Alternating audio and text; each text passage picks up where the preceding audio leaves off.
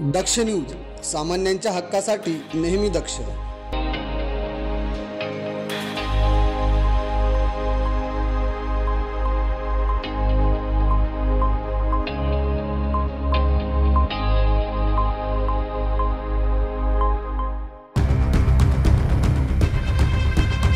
नाशिक ग्रामीण जिल्ह्यात अवैध व्यवसायांचे उच्चाटन करण्याच्या आदेशानुसार पोलीस अधीक्षक बाळासाहेब पाटील यांच्या मार्गदर्शनाखाली स्थानिक गुन्हे शाखेच्या पथकाने येवला तालुक्यातील बाबुळगाव शिवारात अवैध जुगार अड्ड्यावर धडक कारवाई केली।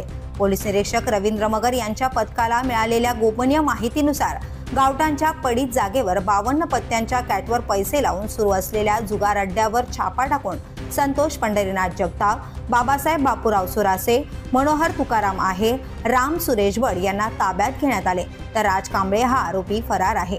या कारवाईत 1,09,300 रुपये रोख रक्कम, Hyundai i20 आणि मारुती स्विफ्ट या 2 car, 2 Splendor, motorcycle, mobile phone असा एकूण 10,50,300 रुपयांचा मुद्देमाल जप्त करण्यात आलाय।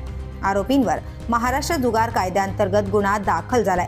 तसेच 3 ऑगस्ट रोजी कोपरगाव रोड परिसरात हॉटेल कैलास जवळ संशयित इसमाची तपासणी करताना शरबजीत रामलाल यादव मूळचा उत्तर प्रदेशातील बेदावल टिकरी येथील याच्या ताब्यात देशी बनावटीचे पिस्टल आणि 2 जिवंत कारतुसे मिळाली। त्याच्या विरुद्ध भारतीय हत्यार कायद्याअंतर्गत गुन्हा दाखल करण्यात आलाय।